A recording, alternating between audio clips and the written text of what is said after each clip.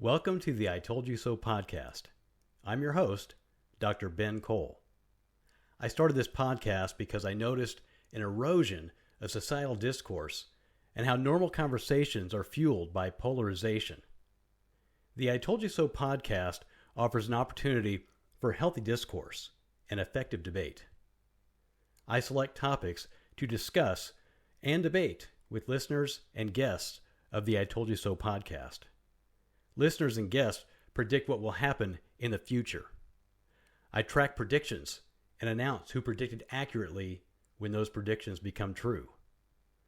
Discussions and debates can be about any topic and should be focused on what will happen in the future. The podcast offers topics where listeners and guests can discuss and debate with the goal of predicting the future so they can proudly say, I told you so.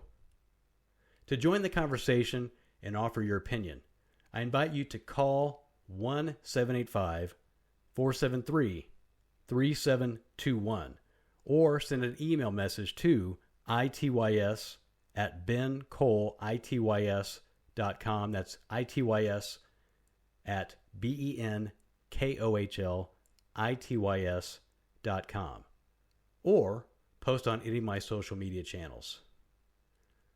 In this episode, I provide my opinion on the proposed USA border bill.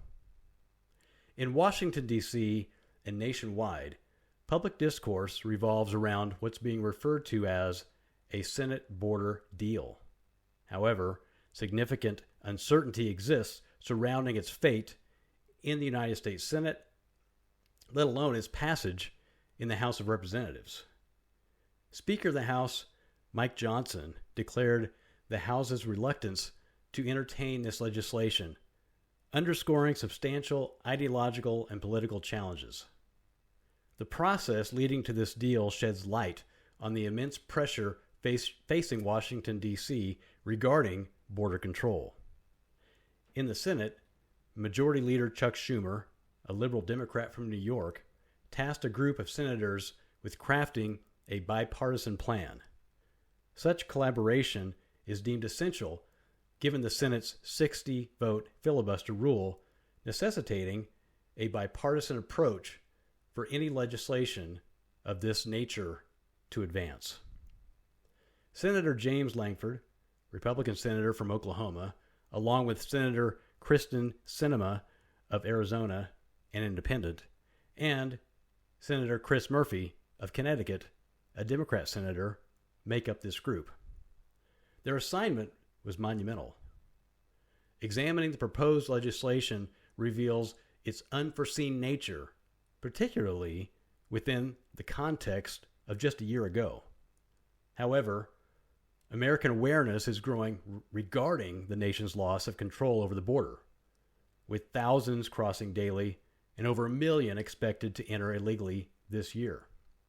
Hence, action is imperative. This bipartisan proposal introduces novel elements. It's crucial to discern its inclusions and omissions.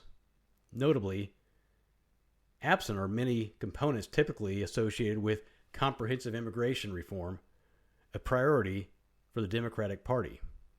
It's essential to clarify that this bill falls short of comprehensive immigration reform by a significant margin. While it addresses the border emergency, it diverges from Democratic priorities. For instance, it excludes DACA. DACA recipients are young people commonly known as dreamers, despite previous Democratic insistence on their inclusion in any legislation. Moreover, it's crucial to acknowledge the novel provisions within the legislation, including relatively stringent language and limitations aimed at prompting decisive action from the administration. Specifically, if the number of illegal border crossings exceeds 5,000 per day, contingent on the day, it could trigger a shutdown and additional restrictive measures. However, it's essential to note that regardless of the exact threshold, it represents an increase that current legal from the current legal designation. The legislation underscores the tension surrounding border control legislation, particularly among those advocating for stricter measures. The pivotal question revolves around whether this proposal signifies progress or regression. Arguments can be made on both fronts. Proponents may view it as progress due to the explicit authority granted to the administration after specific triggers. Conversely, opponents argue that the administration already possesses implicit authority under existing immigration laws, rendering additional legislative measures redundant.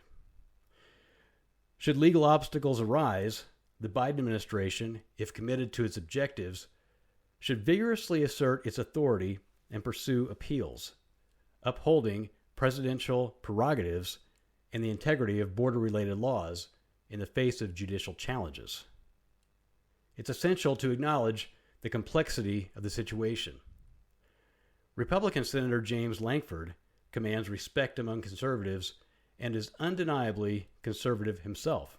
However, he faces criticism from within his own party, including former President Donald Trump, who accuses him of endorsing a flawed plan. This marks a notable departure from the Senate's inaction on border-related issues, underscoring a delicate balance, particularly among Republicans and conservatives. There's a pivotal question. Is this the best achievable outcome? Or should it be rejected in pursuit of a superior solution, especially given the potential election of a Republican president, with the former President Donald Trump currently leading the race? Moreover, considerations about the composition of the House and Senate after the 2024 election and add further complexity to the equation. One perspective suggests that it may be advantageous for Republicans seeking border control to pass this legislation, thereby maintaining pressure on the Biden administration while anticipating more comprehensive reforms in the future. Conversely, the opposing argument, though intricate, is equally significant. It posits that the legislation would furnish the Biden administration with a compelling public narrative addressing the border crisis without necessitating substantive action. Additionally, it contends that normalizing such breaches of American border laws is unacceptable. Both arguments present compelling points for several reasons. Firstly, President Joe Biden has the authority to act decisively on border issues, but has yet to do so. Consequently, the legislation underscores a broader issue. It relies heavily on presidential discretion. While not entirely dependent on it, the bill grants the president amnesty-related authorization to create exemptions to establish limitations and thresholds, including triggering mechanisms. Effectively, one argument posits that adopting this legislation doesn't align with its purported presentation. Criticizing or opposing the legislation doesn't imply bad faith on the part of Senator Lankford, Senator Sinema, and Senator Murphy. Such criticism is directed at the legislation's merits within the context of the Senate's current deliberations. Senators must assess the bill's content and make decisions based on what they perceive as the best course of action. The argument against the legislation gains strength due to the considerable discretion it grants to the president, who has yet to demonstrate a serious commitment to addressing the border issues. It raises concerns about the extent of authority vested in the White House, highlighting a broader political issue, which is the absence of clear policy statements from President Biden's administration regarding desired policies and appropriate limitations. This lack of specificity underscores the fundamental clash of worldviews and political interests, particularly given the Democratic Party's overall stance against significant border control measures, despite individual variations within the party.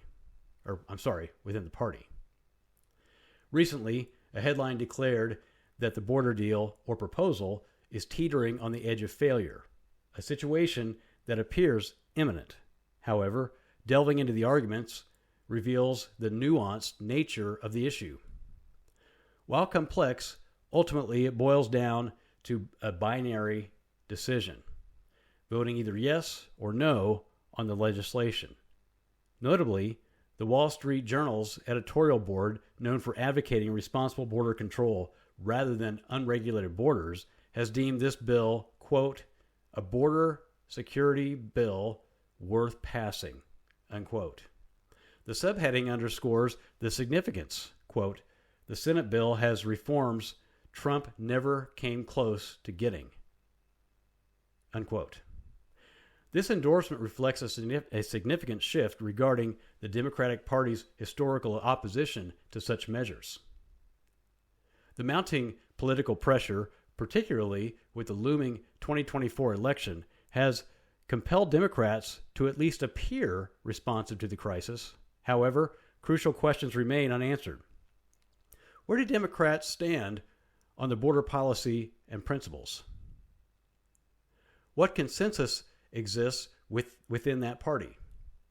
And where does President Biden stand on this issue, backed by substantive executive actions? The Wall Street Journal's editorial board asserts that the current proposal represents the best opportunity for implementing effective border control. They suggest that many Democrats are responding to the proposal due to political pressure, making it unlikely for a similarly robust proposal to pass through both the Senate and the House and be signed into law by any president in the foreseeable future. Given this perspective, the editorial board advises Republicans to seize this opportunity before it slips away. Considering the historical context, this argument holds merit. Rejecting the bill could be seen as a missed opportunity in hindsight, especially if the Democrats' current willingness to address border issues proves to be temporary. However, critics argue that the proposed action may not be as significant as portrayed. Furthermore, where it is impactful, it could potentially perpetuate and validate a level of illegal immigration that is inherently harmful. I believe every nation possesses the right and obligation to enforce its borders. A nation lacking in a secure border jeopardizes its long-term viability as a nation and prioritizing stable nations within a global community is a reasonable objective. U.S. citizens should note the importance of loving our neighbors, both locally and globally, while acknowledging our primary responsibility to those within our immediate care. However, arguments advocating for an open-door policy based solely on this ethic and human dignity fail to withstand scrutiny. It's crucial to explain why such a stance is untenable. If genuine concern for human dignity and well-being guides our actions, then we must consider the broader context when proposing solutions.